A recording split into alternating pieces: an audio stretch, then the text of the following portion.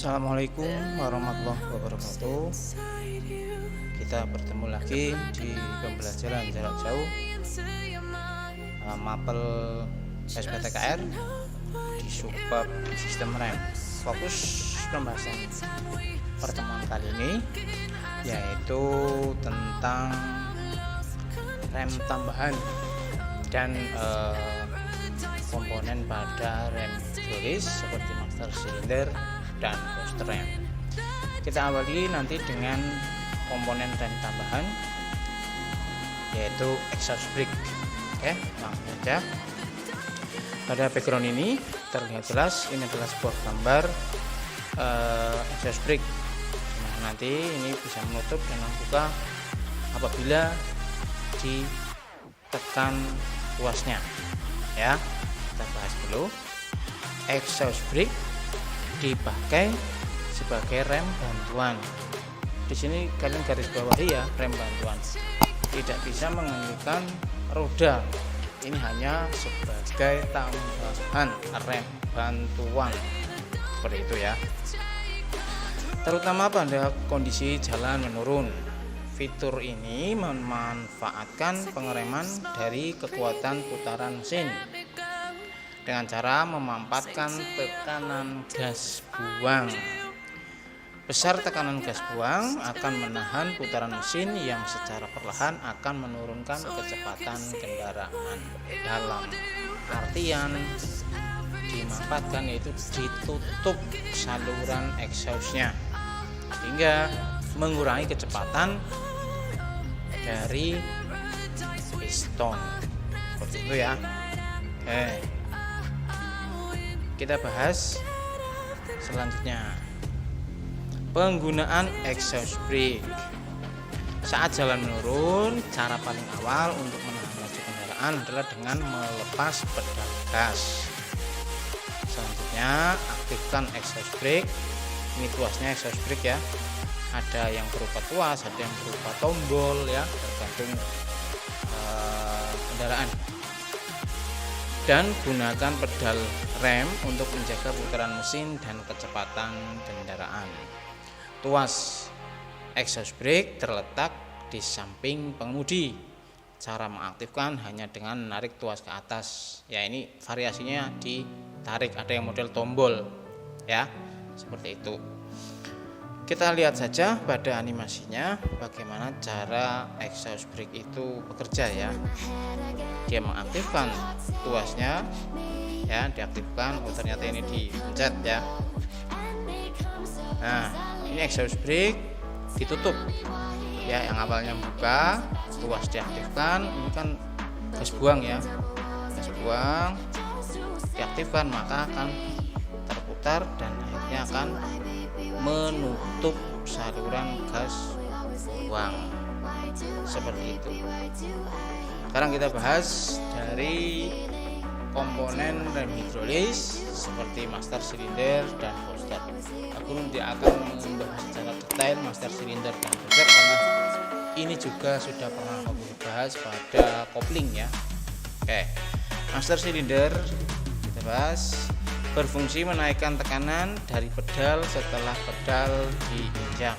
Nah, ini master silinder. Kemudian booster berfungsi melipat gandakan bisa 2-4 kali daya penekanan pedal sehingga daya pengereman yang lebih besar dapat diperoleh. Seperti itu. Kita cek saja pada animasi videonya. Karena ini hidrolis, maka ini menggunakan prinsipnya hukum Pascal. Kita lihat saja prinsip hukum Pascal ya. Nah, ada dua pipa ya, satu dikasih penekan, satunya dikasih penekan.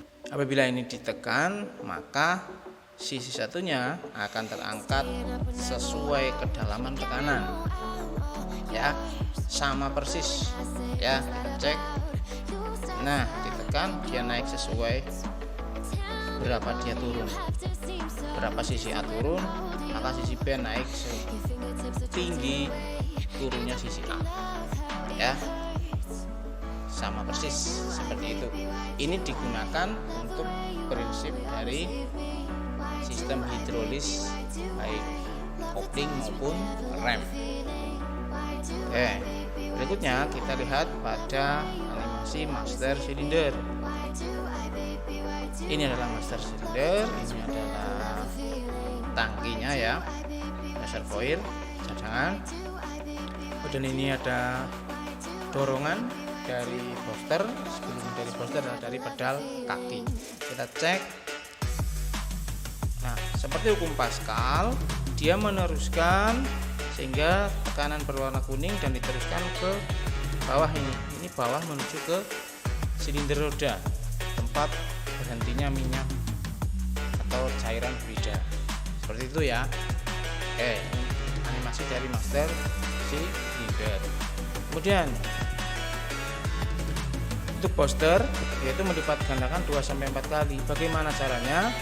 Prinsipnya booster itu adalah mengambil kevakuman dari intake manifold atau saluran masuk menuju ke ruang bakar itu kan vakum. Nah, ini dimanfaatkan oleh booster ya. Ini booster, gambar booster. Seperti apa prinsipnya? Kita cek saja. Nah, ini booster ya. Apabila nanti ini diinjak, yang terjadi nanti katup menuju ke ruang merah ini adalah aku anggap sebagai ruang merah ya karena warnanya merah. Ini akan tertutup sehingga di sini akan sangat vakum karena tersedot oleh intake, sehingga terjadi perbedaan tekanan yang nantinya dia akan terdorong karena bantuan dari kevakuman. Apabila belum diinjak, yang terjadi adalah ini adalah udara dari luar, ini bisa masuk ya karena katupnya tidak tertutup, bisa masuk dan nanti tersedot oleh kevakuman dari intake. Tetapi kalau diinjak, kita coba saja. Set. Nah, yang udara dari luar mampet karena katupnya tertutup, sehingga ruang yang merah ini akan vakum sepenuhnya dan akan disedot ke intake manifold. Untuk lebih gampangnya kalian bisa melihat di sini ya. Nah, ini saat pedal rem belum diinjak atau tidak diinjak, udara bisa masuk dari sini ya lewat katup karena terbuka dan nanti mentoknya tersedot oleh intake manifold ya. Nah, terhisap ke intake manifold apabila tidak diinjak. Oke. Kemudian saat pedal rem diinjak seperti apa? Kita cek saja. Nah, ini saat pedal rem diinjak set katup tertutup sepenuhnya.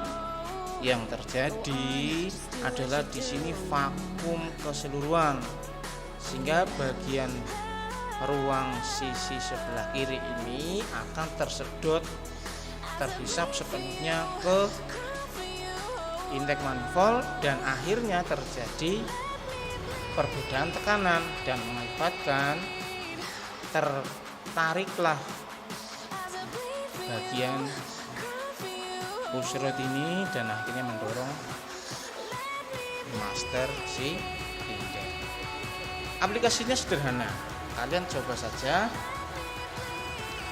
menginjak pedal rem dalam kondisi mesin mati ya, kemudian rasakan, akan terasa seperti keras ya, bantat.